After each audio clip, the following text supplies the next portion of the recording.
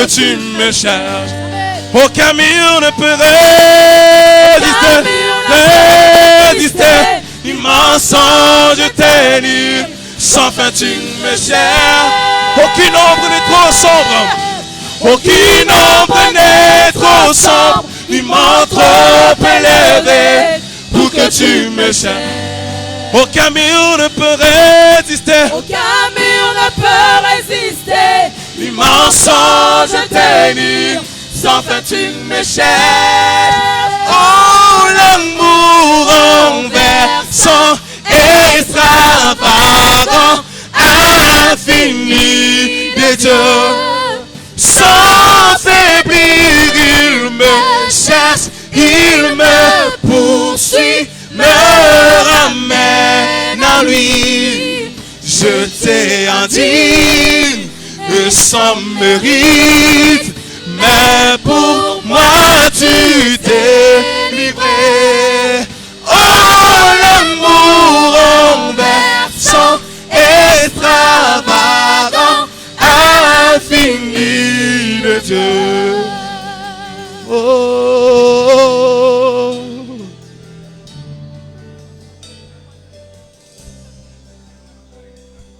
oh. Adore Dieu, élève ta voix. Adore Dieu. Il a été prêt à aller jusque dans les fins fonds de la mort afin de t'octroyer une place en sa personne. Tu ne peux donc ne pas exalter la grandeur de son amour. Tu n'as pas de choix que de proclamer combien il est amour et combien il est Dieu. Élève ta voix et adore-le. Élève ta voix et adore-le. Oh, daishke palia migrando loskalia baige. Doué palou felia mantelia grinaria skolova. Oui, tu es au-delà de tout mot. Parce que brisé par la souffrance, pour nos péchés, tu mourrais comme une brebis. Et talim predia que falo salada. Ina maike palou velia moloke. Idele fertelia maike teliamo. L'expression de ton amour pour nous est sans mots. Et calvetam predalas que la viagia. Intolevre dia gomple dua savata. I cample dia cofacelia. Quitte l'homeria d'aliague. Il n'y a aucun mot qui peut décrire la taille et la grandeur de ce que tu as fait. Paolo pante di gradia. Wahunu palis que leveria dola. Intolevre dia geva dia soma. Ita palover dia migre. Luz que palia dia giva. Inopelia son nome dege. Nous te bénissons car nous sommes pardonnés de toi. Et calife tu à la ragita. Inom palis que Chakelimeria de lupa. Iclania dua da faceria. Oui, tu es Dieu. Antelia mintelava. Lusante lebre di akava. Waoudou Palefariama. Qui a poluveria de nous saber. Qui nous a élevés au rang de sa personne. Unta lebre de Kesseliva. Autrefois pécheur. Aujourd'hui la justice de Dieu. Et Kali de Piliaruba. Innocente lebre di Ashara.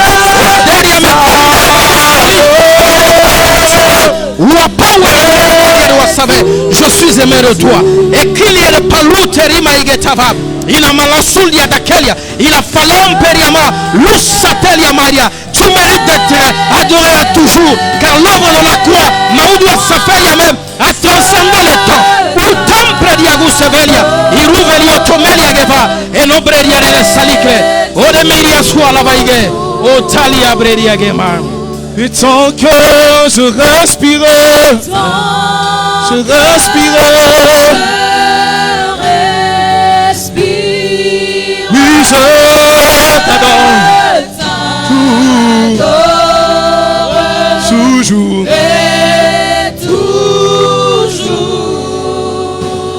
Et je ne m'éteins. Ça d'abord c'était que. Ton amour manifesté pour moi. Je t'adorerai toujours.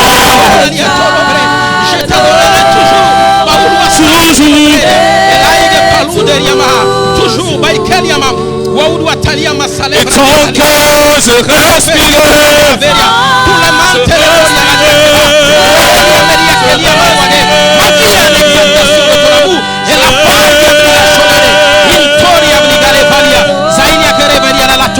car je suis orné. Maïtelia Maria la loi savait et l'over de Maïketia Variama. Je suis orné Maïkelia Maria Cola Periama d'honneur et de grandeur, de révérence et de majesté. Et garde de plado savait. Intaloveria Maïdia Taveria et la fardia Quebraria. Ilo Satem Tu m'as sorti de la fosse. Éclat per ta feria. Et non pelis que livré. Untalevaria maia konoma. Je ne saurais me taire. Mantalia paria d'agita. Yatalebradiago. Merdia de poisson.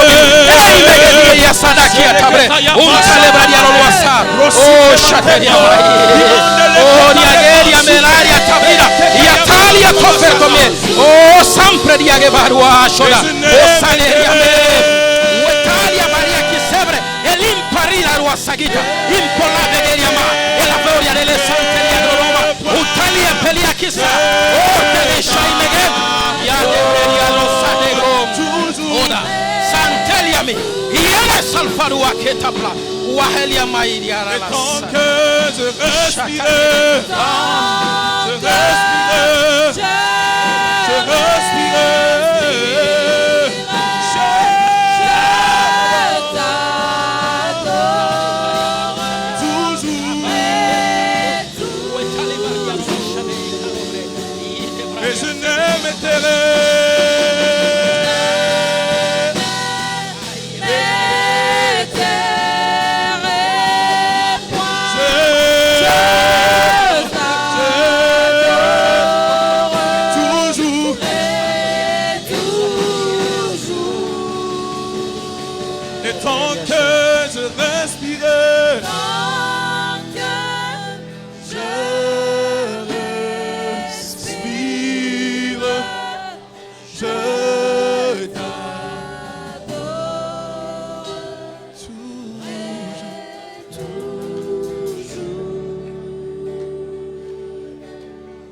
Te bénissons, car tu es au-delà de tout mot.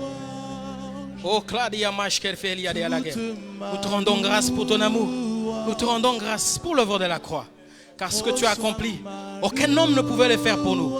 Mais toi, Dieu, tu as accepté d'être un homme, d'être humilié, de connaître la passion de la croix, afin que nous soyons appelés justice de ton amour et enfants de ta personne. C'est comme ça que nous ne cesserons jamais d'exalter ta grandeur, parce que ton amour a été manifesté pour l'éternité. C'est comme ça que dans l'éternité, nous ne cesserons de proclamer combien tu es grand, combien tu es Dieu, combien tu es notre Père et combien tu es notre amour. Nous te bénissons dans le nom de Jésus. Amen. Est-ce que quelqu'un peut m'aider à faire ces quelques confessions? Père, je te rends grâce. Dès ce que tu m'as jugé digne de me confier ta parole. Je suis né par ta parole, je vis par ta parole, au-delà des circonstances et de toute autre situation. Je sais, Seigneur, que je gagne toujours, je réussis toujours, je prospère toujours, je suis pardonné à toujours, selon ce que dit ta parole, dans le nom puissant de Jésus. Amen.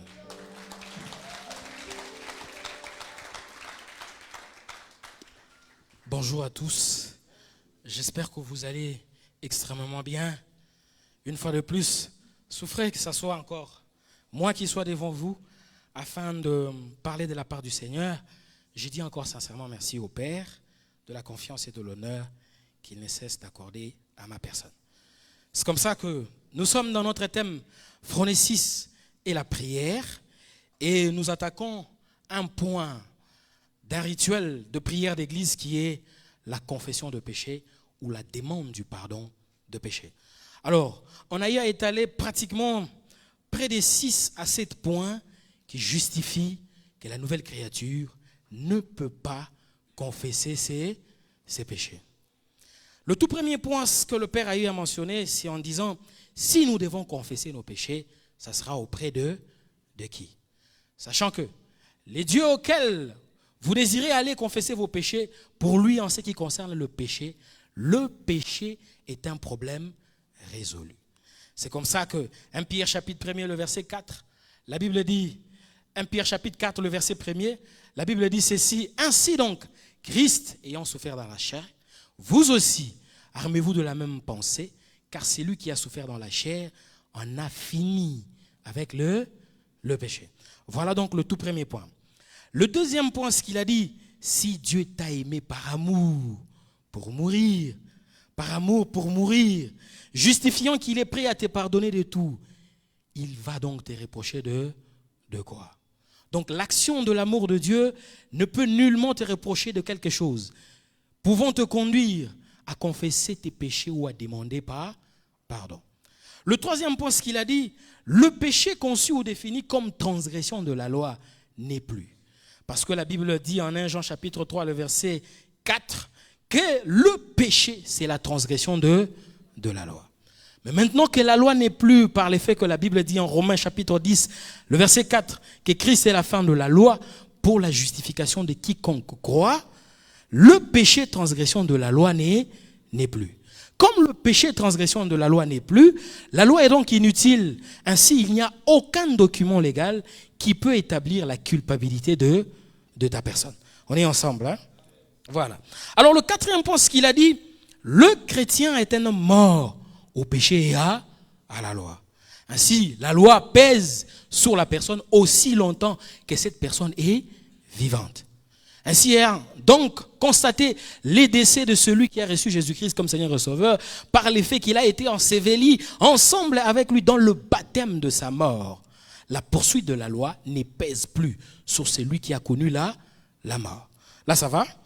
Voilà. Le cinquième point, ce que le Père a dit, qu'en droit, la personne n'est pas poursuivie deux fois pour un même délit. Donc Jésus-Christ ayant payé la peine de notre péché qui est la mort, tu es donc exempt de la poursuite de la peine du péché qui est la mort. Cette fois-ci, si on doit te poursuivre de la sentence du péché qui est la mort, ça serait que cette peine, tu la paieras deux fois pour un seul délit. Voilà. Et le cinquième point, ce qu'on a dit, Dieu est juge et législateur.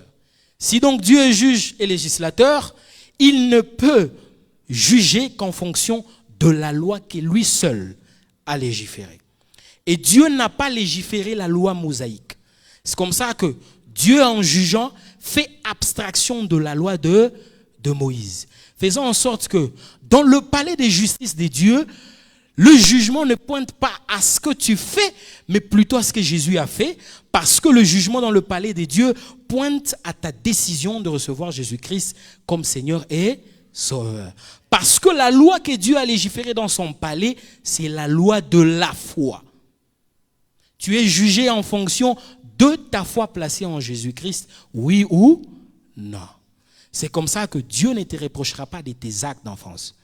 Le jugement ne pointera pas au fait que tu as bu, au fait que tu as menti, au fait que tu as regardé, au fait que tu as volé. Mais le jugement de Dieu, sur base du fait qu'il est législateur et juge, il ne peut que s'en tenir à la loi que lui seul a légiférée, qui est la loi de la foi. Est-ce que là ça va? Voilà. Et je crois les dimanches passés, nous avions aussi donné une autre raison qui justifie qu'un chrétien ne peut pas demander pardon. C'est parce que le pardon de péché signifie porter la sentence du coupable ou du fautif, mais aussi son péché. Pardonner de Dieu, Dieu en nous pardonnant, ce qu'il a accepté de porter notre péché, mais aussi la sentence de notre péché. Est-ce que Dieu l'a-t-il fait? Nous allons voir Ésaïe chapitre 53. Ésaïe chapitre 53, le verset 4. Ésaïe chapitre 53, le verset 4. Vous y êtes? Ésaïe chapitre 53, le verset 4. Ésaïe chapitre 53, le verset 4. Nous commençons. La Bible dit ceci: cependant, ce sont nos souffrances qu'il a portées. C'est de nos douleurs qu'il s'est chargé, et nous l'avons considéré comme puni, frappé des dieux et humilié. Mais il était blessé pour nos péchés, brisé pour nos iniquités. Le châtiment qui nous donne la paix est tombé sur lui. Et c'est par ses meurtrissures que nous avions été guéris. Donc Dieu, en nous pardonnant, s'est chargé de notre faute, mais aussi de la sentence de notre faute, justifiant ainsi que le péché a été porté dans le corps de son Fils. Ayant ainsi conduit le péché dans la mort, Jésus-Christ est ressuscité, il est donc libre du péché, justifiant que tu ne peux pas confesser tes péchés. Est-ce que là ça va? Ok. Alors aujourd'hui nous allons entrer dans ce qui a été prévu. Éphésiens chapitre 4, le verset 32. Éphésiens chapitre 4, le verset 32. Vous y êtes? Éphésiens chapitre 4, le verset 32. Éphésiens chapitre 4, le verset 32. Éphésiens chapitre 4, le verset 32. Vous y êtes? La Bible dit ceci: soyez bons les uns envers les autres, compatissants, vous pardonnant réciproquement comme Dieu vous a pardonné en Christ. Je reprends: soyez bons les uns envers les autres, vous pardonnant réciproquement comme Dieu vous a pardonné en Christ. Donc, le pardon de péché est promulgué quand la personne de Jésus-Christ. Tu es pardonné de Dieu que si et seulement si tu as tes deux pieds en la personne de Jésus-Christ. Parce que le pardon de Dieu est en Jésus-Christ. C'est comme ça que nous avons vu l'autre fois, Psaume chapitre 25, le verset 11. Le pardon de Dieu est en Jésus-Christ. Psaume chapitre 25, le verset 11. Psaume chapitre 25, le verset 11. Vous y êtes? La Bible dit ceci: c'est à cause de ton nom, ô Éternel, que tu pardonneras mon iniquité, car elle est grande. En d'autres termes, c'est lorsque je me retrouverai dans le positionnement de ton nom, qui est ta personne, que tu porteras mon péché, ainsi que la sentence de mon péché. Est-ce qu'on est ensemble? Voilà. On est ensemble? Voilà. C'est comme ça que, puisque le pardon de Dieu n'est qu'en Christ, et qu'en Christ, Dieu nous pardonne en se chargeant de notre faute et de notre sentence, est-ce que la prière de notre Père, en Matthieu chapitre 6, à partir du verset 9 à 15, subsiste-t-elle dans notre foi ou dans notre doctrine? Matthieu chapitre 6, on peut y aller, Matthieu chapitre 6, le verset 9. Matthieu chapitre 6, on peut commencer à partir du verset 9. Parce que le pardon de Dieu est en Christ. Est-ce que Dieu nous pardonne en fonction des phrases dites par Jésus-Christ en Matthieu chapitre 6, le verset 9? On peut commencer. La Bible dit ceci: voici donc comment vous devez prier. La Bible dit: notre Père qui est aux cieux, que ton nom soit sanctifié, que ton règne vienne, que ta volonté soit faite sur la terre comme au ciel. Donne-nous aujourd'hui notre pain quotidien. Verset 12. Pardonne-nous nos offenses, comme nous aussi nous pardonnons à ceux qui nous ont offensés. Verset 13. Ne nous induis pas en tentation, mais délivre-nous du malin. Car c'est à toi qu'appartient dans tous les siècles le règne, la puissance et la gloire. Verset 14. Si vous pardonnez aux hommes leurs offenses, votre Père céleste vous pardonnera aussi. Mais si vous ne pardonnez pas aux hommes, votre Père ne vous pardonnera pas non plus vos offenses. Ça, ce sont les phrases que Jésus a dites dans sa chair ou dans sa personne. C'est comme ça que le Père a toujours dit que l'évangile n'est pas ce que Jésus a dit à Jérusalem, mais l'évangile, c'est ce que Jésus a fait. Parce que si Dieu devra nous pardonner en fonction ou au prorata de la manière avec laquelle nous pardonnons l'autre, nous ne serons jamais pardonnés de Dieu. Tu n'es pas pardonné de Dieu parce que tu pardonnes l'autre. Ça serait que l'action du pardon de Dieu est esclave de ton pardon. Alors que Dieu qui te pardonne ne tient pas compte même de ta demande. Christ, Dieu prouve ainsi son amour en ce que lorsque nous étions encore de pécheurs, Jésus-Christ est mort pour nous. Nous étions des pécheurs. Il ne nous a même pas consultés, mais il a enclenché le processus de notre pardon. C'est comme ça que les phrases dites par Jésus-Christ ne sont pas en Christ. Jésus les a dites comme un rabbin, comme un prédicateur de la loi. N'estime pas que tu es pardonné de Dieu parce que tu pardonnes l'autre. C'est comme ça que nous allons voir que si donc Dieu devra te pardonner au prorata de la manière avec laquelle tu pardonnes l'autre, cela ne tiendra pas. Pourquoi? Premièrement, parce que nous avons dit que pardonner signifie porter la faute ainsi que la sentence de l'autre. J'ai donné cet exemple l'autre jeudi. Le frère Enoch me vole $100,000. Il m'a offensé. Si je dis que je le pardonne, ça ne signifie pas que je fais abstraction de ce qu'il a fait. Si je dis que je pardonne le frère Enoch du fait qu'il m'a volé $100,000, la loi établit qu'un voleur mérite une peine de 15 ans à 20 ans de prison.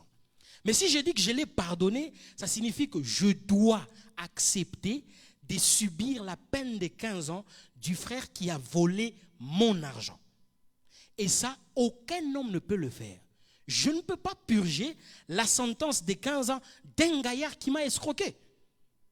C'est inadmissible, c'est inconcevable. Mais c'est comme ça que nous avons offensé Dieu. Mais c'est Dieu qui se charge de notre péché et de la sentence de notre péché. Mais maintenant, si le pardon que Dieu t'accorde devra tenir compte de ton pardon accordé à l'autre, toi, tu n'as jamais porté la faute de l'autre ainsi que sa sentence. Signifiant que si Dieu doit te pardonner dans cet angle des choses, tu ne seras jamais pas pardonné. Alors, il y a un autre aspect qui est la promesse du pardon ou la promesse de ne pas se souvenir. C'est comme ça que parce que l'homme oublie et peut se souvenir de tes fautes et de tes erreurs, Dieu ne peut pas te pardonner au prorata du pardon que tu donnes à l'homme. Si donc Dieu doit te pardonner au prorata du pardon que tu donnes à l'homme, l'homme se souvient, l'homme oublie et peut se souvenir. Retenez cette phrase. L'homme oublie et peut se souvenir. On peut voir Ecclésiaste chapitre 2, le verset 16. Ecclésiaste chapitre 2, le verset 16. Ecclésiaste chapitre 2, le verset 16.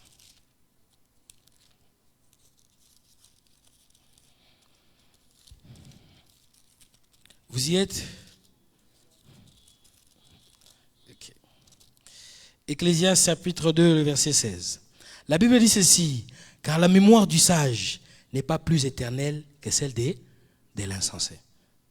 Puisque déjà les jours qui suivent, tout est oublié. Et quoi? Les sages meurent aussi, bien que l'insensé. Donc, au fait, l'homme le plus élevé, dans la sagesse, parvient à faire quoi? À oublier. C'est comme ça que Dieu ne peut pas te pardonner au prorata de l'amour que tu donnes à l'autre. Parce que tu oublies, a fortiori, celui qui oublie peut donc se souvenir. Est-ce qu'on est ensemble? Maintenant, si donc l'homme oublie, il se souvient aussi. Or, le pardon de Dieu est celui qui est scellé par sa promesse de non-souvenir de nos péchés. Le pardon de Dieu est celui qui est scellé par sa promesse de ne plus jamais se souvenir de nos péchés. C'est comme ça que Dieu n'oublie pas, mais il peut faire le choix de ne pas se souvenir. Si Dieu oublie, ce qu'il peut se souvenir. De même que l'homme oublie, il peut donc se souvenir. Si Dieu oublie tes péchés ou tes erreurs, c'est qu'un jour, il va s'en souvenir. Et si Dieu s'en souvient de tes erreurs, le péché ne sera plus établi. Parce que le pardon de péché ne sera plus établi. Le pardon de péché est scellé par la promesse de Dieu, par son vœu de ne plus se souvenir. Est-ce qu'on est ensemble? Voilà. Psaume chapitre 102. Psaume chapitre 102. Attestant que Dieu n'oublie pas. Psaume chapitre 102. Vous y êtes, le verset 13. Psaume chapitre 102, le verset 13. La Bible dit ceci: mais toi, Éternel, tu règnes à perpétuité, et ta mémoire dure de génération en génération. Si donc la mémoire de Dieu dure de génération en génération, Dieu n'a pas oublié ce que tu as fait. Quand on dit que Dieu t'a pardonné, ça ne signifie pas qu'il a oublié. Parce que sa mémoire dure de génération en génération. Est-ce que nous ensemble? D'accord. Donc, le pardon de Dieu est donc la promesse de ne pas oublier, mais aussi de ne pas se souvenir. Dieu qui te pardonne et c'est lui qui a fait la promesse de ne pas oublier, mais aussi de ne pas se souvenir. Parce qu'on a dit, si Dieu oublie, c'est qu'un jour il va se souvenir. Et s'il se souvient, le pardon ne subsiste plus. Cette fois-là, si Dieu se souvient, il tombera dans le pardon qu'accorde l'homme.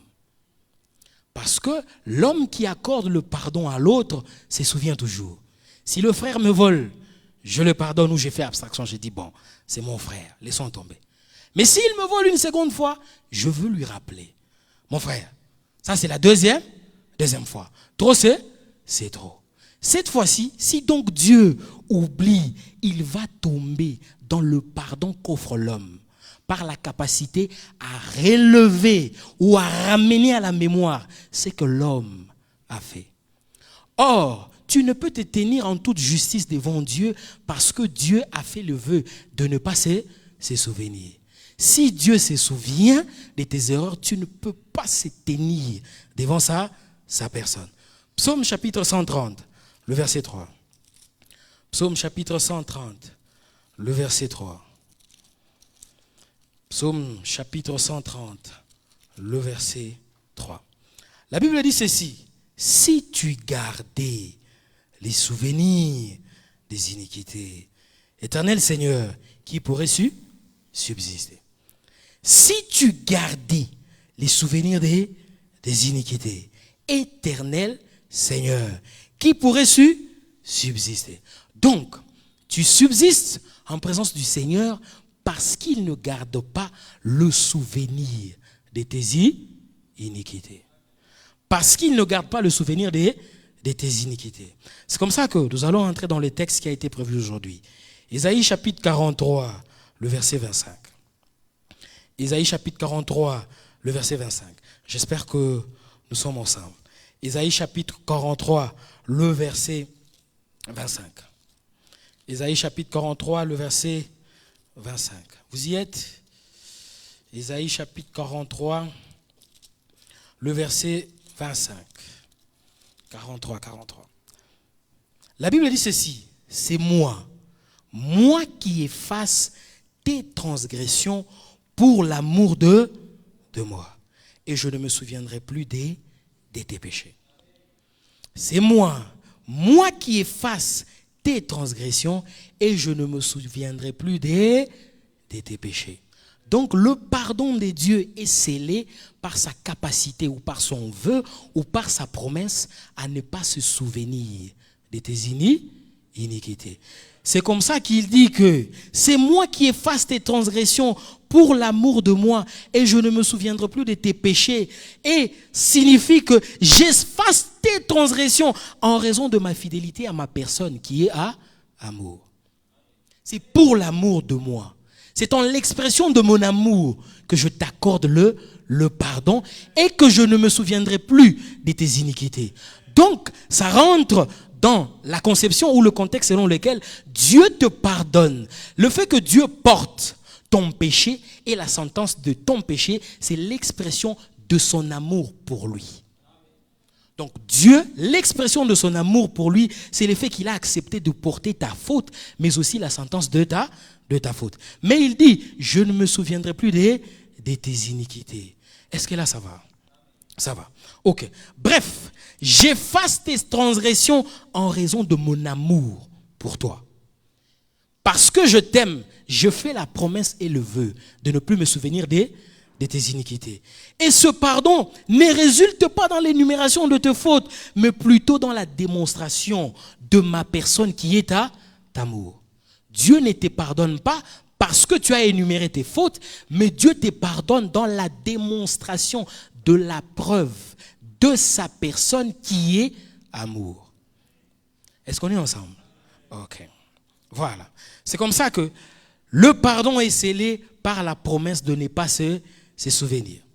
Pourquoi est-ce que nous insistons sur les faits selon lesquels Dieu ne doit pas se souvenir de nos péchés? C'est comme je l'ai dit au tout départ, parce que si Dieu oublie mes péchés, il oubliera aussi l'action de son amour pour moi.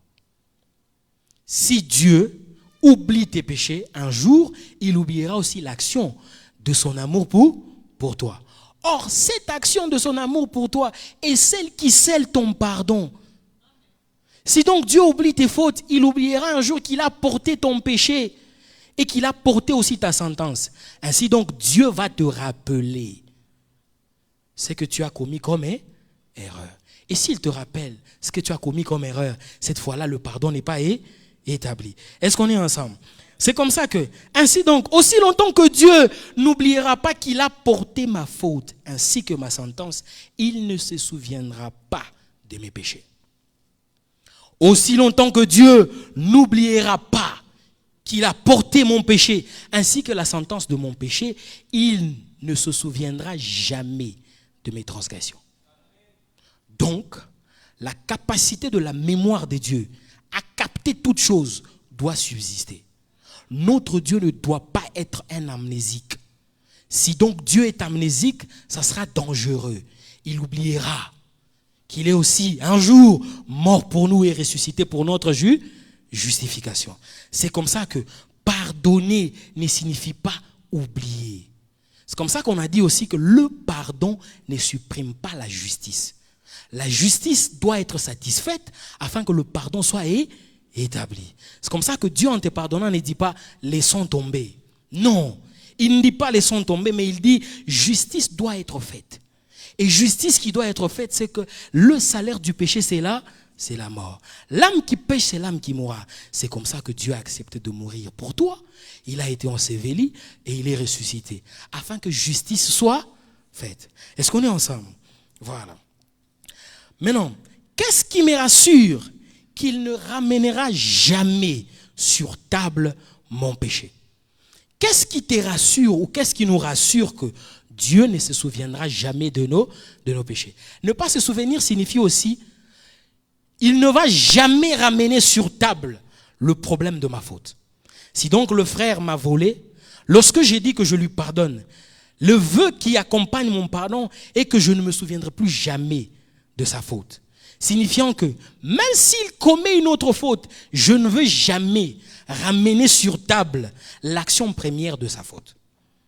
Maintenant, qu'est-ce qui justifie et qu'est-ce qui garantit que Dieu ne va plus jamais se souvenir de nos fautes? C'est beau de dire qu'il a fait le vœu de ne pas se souvenir. Mais qu'est-ce qui atteste et qu'est-ce qui justifie qu'il ne peut pas se souvenir? C'est comme ça que nous sommes dans Nombre chapitre 23. Nombre chapitre 23. Nombre chapitre 23.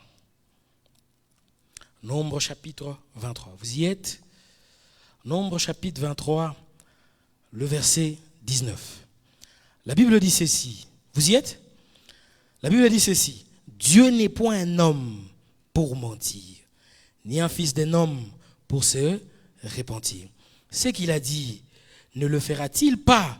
Ce qu'il a déclaré, ne l'exécutera-t-il pas? Je reprends. Dieu n'est point un homme pour mentir. Il a fait le vœu de ne pas se souvenir. Et ces vœux, il ne l'a pas fait comme un homme, afin qu'il puisse revenir à nouveau en se repentant de la promesse ou du vœu de ne pas se souvenir. Donc là, c'est un point qui justifie que la promesse de Dieu de ne pas se souvenir a des fondements solides parce que c'est lui qui a fait la promesse n'est pas un homme ni un fils de l'homme pour se repentir. Il ne va plus revenir en arrière en disant « Bon, je crois que je me suis trompé en t'accordant mon pardon. » Un tout deuxième aspect qui justifie cela. Parce que le vœu de Dieu de ne pas se souvenir est une promesse. C'est comme ça que je disais au départ. Le pardon de Dieu est une promesse.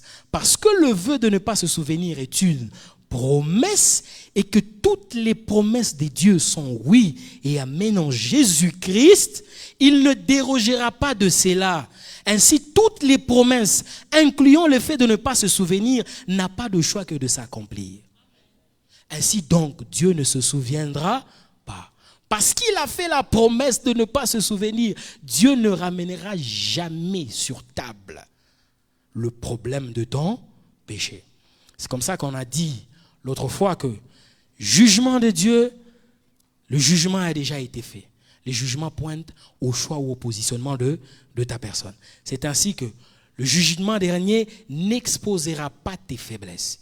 Il n'y aura pas un écran qui défilera tes faiblesses, tes failles, tes erreurs, là où tu as bu, là où tu as volé, là où tu avais menti, là où tu avais triché. Parce que si l'exposition de ta vie dans tes erreurs s'exposerait, cette fois-là, Dieu s'est souvenu des fautes. Est-ce que là, ça va? Ça va. C'est comme ça que nous sommes dans 2 Corinthiens chapitre 1er, le verset 20. 2 Corinthiens chapitre 1er, le verset 20.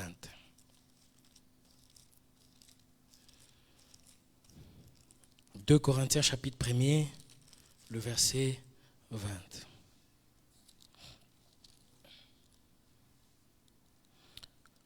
Car pour ce qui concerne toutes les promesses de Dieu, c'est en lui qu'est le oui. C'est pourquoi encore l'amen par lui est prononcé par nous à la gloire de Dieu. En d'autres termes, toutes les promesses de Dieu sont oui et amen en Jésus-Christ, incluant la promesse de ne pas se souvenir. Là, ça va. Ok. Dieu ne se souviendra plus de ton péché, mais aussi en raison de la qualité de l'offrande et du sacrificateur. Dieu ne se souviendra pas aussi de ton péché en raison de la qualité du sacrifice offert par le sacrificateur. Il y a donc la notion de la qualité du sacrifice, mais aussi la notion de la qualité du sacrificateur. Pourquoi? Hébreux chapitre 10, le verset 1er. Hébreux chapitre 10, le verset 1er. Hébreux chapitre 10, le verset 1er. Dieu ne se souviendra plus de tes péchés en raison de la qualité du sacrifice offert, mais aussi du souverain sacrificateur qui offre ces sacrifices. Hébreux chapitre 10, le verset 1er. La Bible dit ceci. En effet, la loi qui possède une ombre de bien à venir et non l'exacte représentation de choses ne peut jamais par le même sacrifice qu'on offre perpétuellement chaque année amener les assistants à la perfection. 2. Autrement, n'aurait-on pas cessé de les offrir parce que ceux qui rendent ces cultes, étant une fois purifiés, n'auraient plus eu aucune conscience de leur péché. Mais le souvenir de péché est renouvelé chaque année par ce sacrifice. Lorsque le sacrifice offert pour notre pardon est défaillant, il y a un renouvellement du souvenir du péché commis. Mais lorsque le sacrifice offert est de qualité ou est excellent, il n'y a pas souvenir de péché. Est-ce qu'on est ensemble? Voilà. C'est comme ça que le souverain sacrificateur sous la loi entrait dans le lieu très saint. Lorsqu'il entre, avant d'entrer dans le lieu très saint, il égorge l'animal. Dans le lieu très saint, il va entrer avec le sang qui est le symbole de la vie. C'est donc ce sang qui est le symbole de la vie qu'il va offrir dans le lieu très saint. Lorsqu'il ressort du lieu très saint, nous sommes donc pardonnés des dieux. Mais si le souverain sacrificateur ne ressort pas du lieu très saint et qu'il meurt, nous ne sommes pas pardonnés des dieux.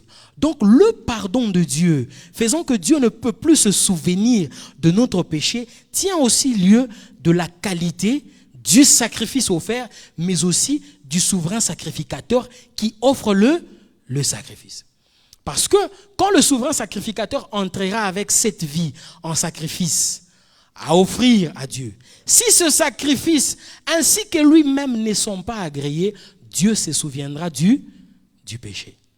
Mais si Dieu agrée le sacrifice ainsi que le souverain sacrificateur, cette fois-là, Dieu ne se souviendra pas de notre péché. Est-ce qu'on est ensemble?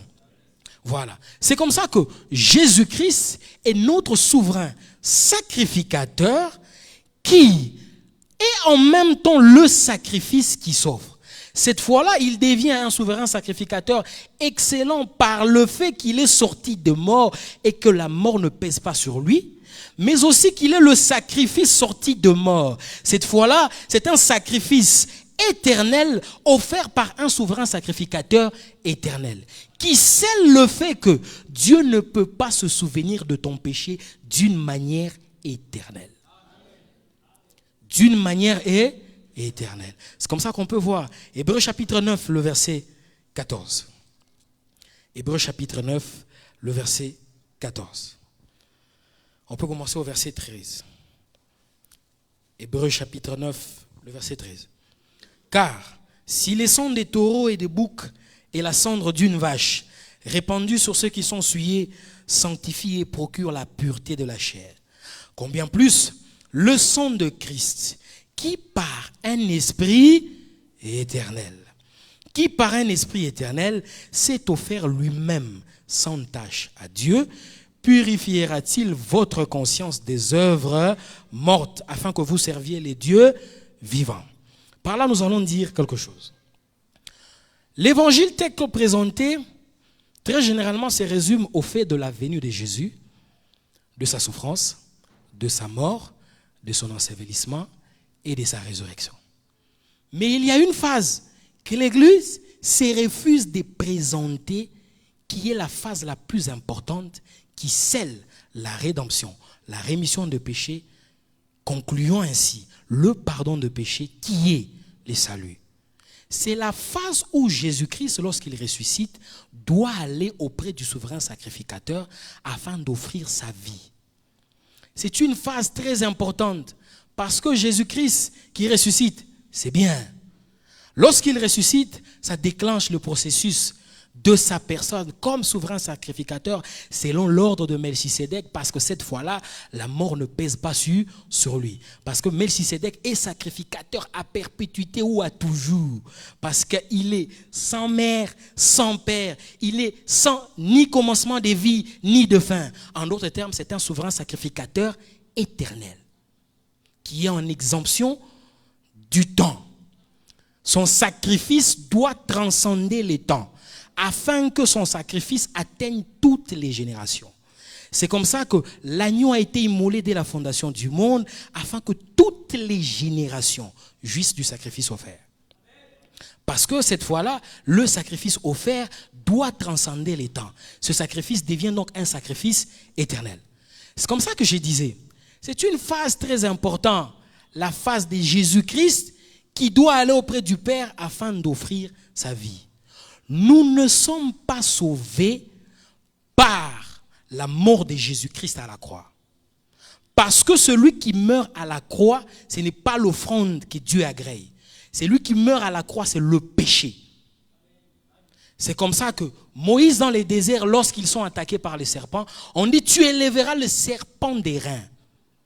Vous voyez? C'est comme ça que Jésus dit, de même que Moïse éleva le serpent de reins. Jésus-Christ qui est élevé à la croix, il est péché. Ce n'est pas l'homme qui est à la croix qui établit notre pardon. Mais c'est plutôt celui qui ressuscite. Parce que c'est en ressuscitant qu'il va maintenant entrer dans le lieu très saint. Je vais expliquer lentement. Le souverain sacrificateur, lorsque tu commets une faute, tu viens avec l'animal, il égorge l'animal. Là, c'est la mort de Jésus. Mais là, tu n'es pas pardonné. Pour que tu sois pardonné, il va prendre le sang de l'animal égorgé, il entre avec dans le lieu très saint. Et c'est dans ce lieu très saint qu'il présente cette vie ou ce sang, parce que l'âme de toute chair est dans son sang. C'est en présentant ce sang ou cette vie que tu n'y es pas pardonné. Tu n'es pas pardonné par l'animal égorgé, mais tu es pardonné par la présentation du sang dans le lieu très saint. C'est comme ça que Jésus-Christ qui est égorgé, c'est celui qui meurt. Mais ce n'est pas lui qui sera présenté. C'est comme ça que c'est lui qui ressuscite. Ce n'est pas celui qui est mort. Ainsi donc, si vous avez connu Christ selon la chair, nous ne le connaissons plus de la même manière. C'est lui qui ressuscite là, devient donc le sang à présenter auprès du Père. Est-ce que là ça va? Voilà. Là, c'est donc une phase très importante et très capitale. Parce que Jésus peut beau bien ressusciter, mais s'il monte auprès du Père et qu'il n'est pas agréé, qu'adviendra-t-il de notre salut? Parce que la Bible dit qu'on l'attend en ce qui concerne notre salut. Les disciples s'enferment attendant que, est-ce que le gaillard qui est monté auprès du Père, parce qu'il dit déjà à la femme, il dit, ne me touche pas, je ne suis pas encore monté chez mon Père. C'est une phase importante parce qu'il doit aller auprès du Père afin d'offrir sa vie. Si sa vie est agréée, nous ne sommes donc pas pardonnés. Mais maintenant, regardez ce qu'il y a de beau. Hébreux chapitre 7, le verset 22. Hébreux chapitre 7, le verset 22. Donc, l'action finale qui scelle notre pardon, c'est l'offrande de Jésus-Christ dans le lieu très, très saint. Est-ce que là, ça va? L'action qui te pardonne ne se résume pas par la mort de Jésus seulement. C'est une phase en processus de la rédemption. Elle ne s'arrête pas non plus par la résurrection de Jésus. Parce qu'un Jésus qui ressuscite, mais qui n'est pas agréé de Dieu, nous ne sommes pas pardonnés de Dieu.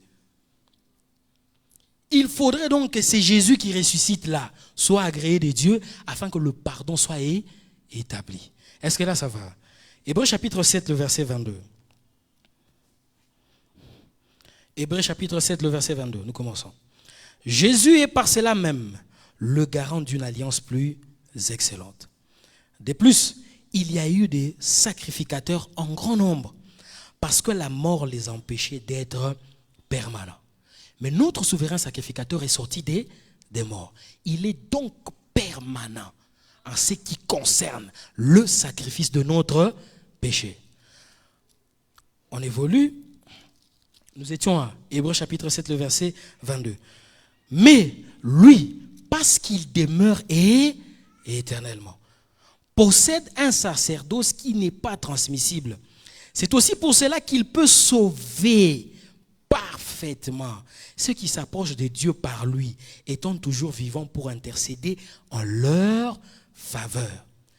26. Il nous convenait en effet d'avoir un souverain sacrificateur comme lui.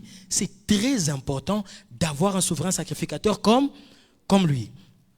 Il dit ceci: saint, innocent, sans tache, séparé des pécheurs et plus élevé que les cieux. 27. Qui n'a point besoin, comme les souverains sacrificateurs, d'offrir chaque jour des sacrifices, d'abord pour ses propres péchés, ensuite pour ceux du peuple, car ceci il a fait une fois pour toutes, en s'offrant lui-même. 28. En effet, la loi établit souverain sacrificateur des hommes sujets à la faiblesse, mais la parole du serment qui a été fait après la loi établit le Fils qui est parfait pour l'éternité. Établit le Fils qui est parfait pour l'éternité. C'est comme ça que l'offrande présentée auprès de Dieu, est une offrande éternelle, nous octroyant un pardon éternel. Parce que le souverain sacrificateur est aussi éternel. Est-ce que là ça va? Il y a quelque chose de beau ici. Le tout dernier verset, il dit en effet la loi établit souverain sacrificateur des hommes sujets à la faiblesse. Mais la parole du serment qui a été fait après la loi établit le Fils qui est parfait pour l'éternité. En d'autres termes, l'offrande que Dieu agrée, qui ressuscite de mort, est Fils de Dieu. L'offrande que Dieu agrée, qui ressuscite de mort, est Fils de Dieu. Dieu donc scelle notre pardon par le fait que la vie qui lui est offerte en sacrifice dans le lieu très saint de sa personne, c'est la vie de son Fils. Alors que celui qui meurt à la croix n'est pas fils de Dieu. Jésus-Christ est fils de Dieu parce que la Bible déclare en Romains chapitre 1, le verset 4, déclaré fils de Dieu avec puissance selon l'esprit de sainteté par sa résurrection d'entre le mort. Donc, l'offrande que Dieu agrée n'est pas l'offrande de la croix, mais l'offrande de son Fils qui ressuscite d'entre le mort. Parce qu'il est attesté fils de Dieu par sa résurrection d'entre les morts. Est-ce qu'on est ensemble? Voilà. C'est comme ça que Hébreux chapitre 9, on peut voir le verset 11. Hébreux chapitre 9, le verset 11. Mais Christ est venu comme souverain sacrificateur des biens à venir. Il a traversé le tabernacle plus grand et plus parfait, qui n'est pas construit des mains d'hommes, c'est-à-dire qui n'est pas de cette création. Il est entré une fois pour toutes dans les lieux très saints. Non avec le sang de bouc et de veau, mais avec son propre corps, ayant obtenu une rédemption éternelle. Donc, le pardon de Dieu qui est scellé par sa capacité à ne plus se souvenir eu égard à sa promesse, parce qu'il tient à la fidélité de sa parole, il a promis de ne pas se souvenir, est scellé aussi par le fait de la qualité du sacrifice offert, mais aussi du souverain sacrificateur. Parce que le sacrifice est éternel, ce sacrifice ne peut avoir que des effets dans l'éternité. Mais aussi parce que le souverain sacrificateur est éternel, son offrande n'a pas de choix que d'avoir des portées éternelles. Donc, Dieu a été plus que satisfait de sa demande, faisant qu'il ne peut plus ramener sur table tes péchés. Pourquoi est-ce que nous disons que Dieu a été plus que satisfait de sa demande, attestant qu'il ne peut plus ramener sur table tes péchés? C'est parce que la Bible dit ceci. Les salaires du péché, c'est la mort. L'âme qui pêche, c'est l'âme qui mourra. Si nous devons aller sur une base d'équité et de justice, c'est une âme qui a péché. Le sacrifice offert doit être d'une âme. Mais le sacrifice de l'âme qui a péché, offert dans les lieux très saints, ce n'est pas une âme, c'est un esprit. Parce que Jésus qui sort de mort, la Bible dit qu'il est un esprit vivifiant. Dieu a donc été payé au-delà de ses attentes. Dieu s'attendait à l'offrande d'une âme, mais Jésus-Christ a offert un esprit. Parce qu'il est un esprit vivifiant. Mais aussi, qu'est-ce que nous disions? Celui qui a péché, qui était une âme vivante, était une créature. Adam n'était pas fils de Dieu. Parce que la Bible dit, faisons l'homme à notre image. Ensuite, Dieu créa l'homme à son image. L'homme qui est tombé dans la faute a été créé. Mais le sacrifice offert dans le lieu très saint pour le pardon et le rachat de l'homme qui a été créé est fils de Dieu ou Dieu. Donc, a fortiori, la demande de Dieu en ce qui concerne le pardon a été payée au-delà de ses attentes.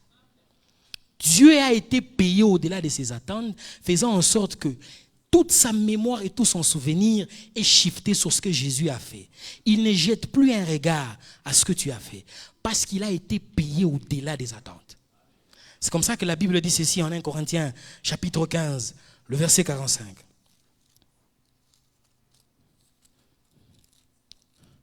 1 Corinthiens chapitre 15, le verset 45.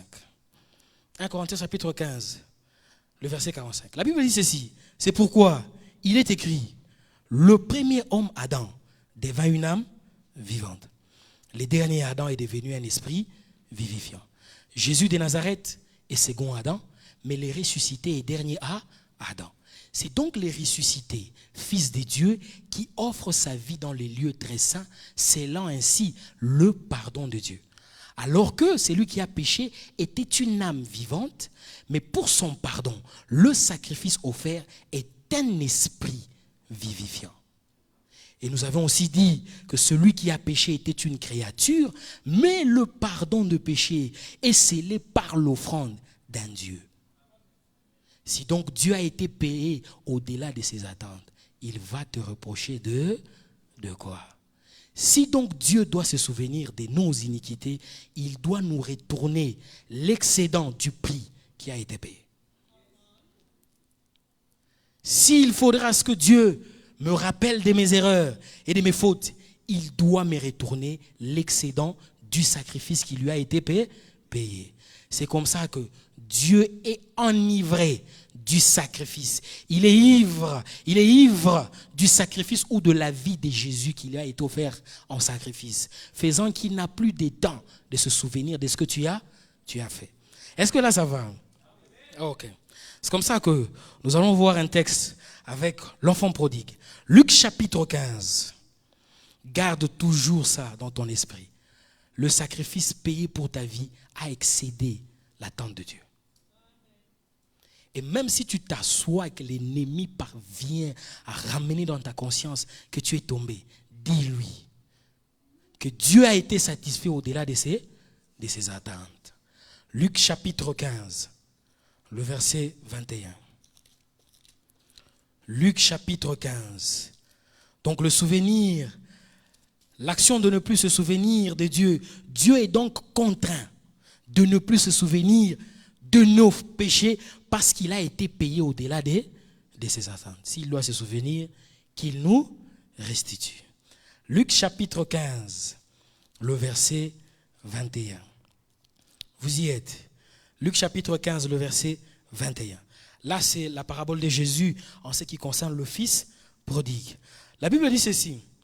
Les fils, lorsqu'il constate qu'il est tombé dans la faute, il s'est égaré, il s'est dit, je dois revenir auprès de mon père. En d'autres termes, il se répand. Au verset 21, le fils dit à son père, le fils lui dit, mon père, j'ai péché contre le ciel et contre toi. Je ne suis plus digne d'être appelé ton fils. C'est comme ça que le prix payé n'a pas été payé à l'ennemi. Il ne faut pas dire dans ta prière, le diable lâche ma vie, tu as été payé. Ce n'est pas à lui qu'on a payé. Le prix a été payé à celui à qui nous avons offensé. C'est donc à Dieu que nous avons offensé. C'est comme ça que le fils prodigue dit, mon père, j'ai péché contre toi, contre les ciels et contre toi. Je ne suis plus digne d'être appelé ton fils. Mais le père dit à ses serviteurs, apportez vite la plus belle robe et l'en revêtez. Mettez-lui un anneau au doigt et des souliers aux pieds. Amenez le veau gras et tuez-les. Mangeons et réjouissons-nous. Car mon fils que voici était mort. Il est revenu à la vie. Il était perdu et il est retrouvé. Ils commencèrent à se réjouir. Quand vous allez lire toute la parabole jusqu'en descendant, ça c'est une préfiguration de la personne de Dieu en tant que Père. Le Père du Fils prodigue ne fera aucunement mention de ce que son fils a fait. Mais il est plutôt satisfait du fait d'avoir retrouvé son fils. C'est comme ça que nous étions perdus dans la mort et dans le péché. Mais Dieu nous a retrouvés en Christ. C'est comme ça que le pardon est en Jésus-Christ. Dieu nous ayant retrouvés en Christ, il ne nous reprochera jamais d'autre chose si ce n'est que l'égarement que nous avions connu. Mais maintenant que nous sommes en lui, le Père ne fera mention d'aucune chose. Est-ce que le Père lui a dit, d'ailleurs c'est le Fils qui avoue, il dit, j'ai péché contre toi. Mais le Père ne lui dit même pas aucune chose. Mais tout ce qu'il donne comme ordre, c'est dit, revêtez-le d'une robe.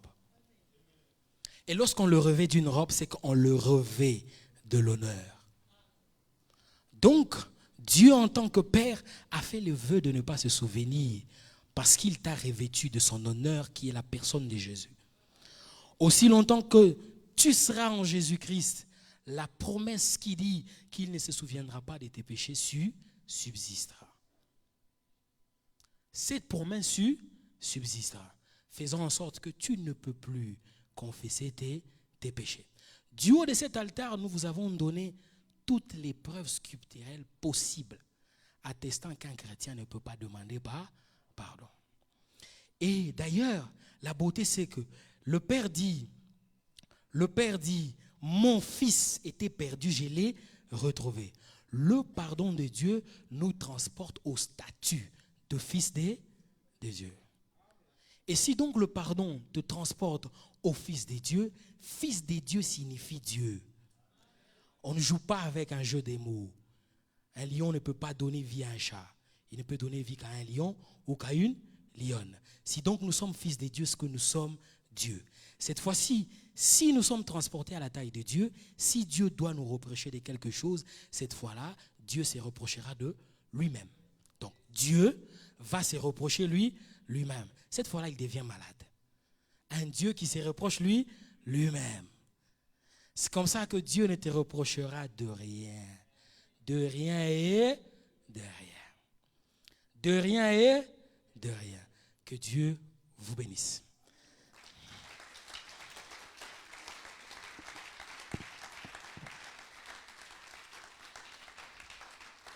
Je vais vous demander de vous tenir debout.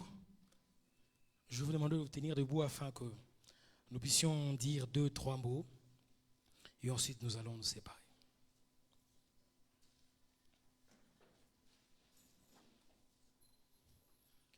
Le pardon de Dieu est celui qui nous transporte à la dimension de fils de Dieu.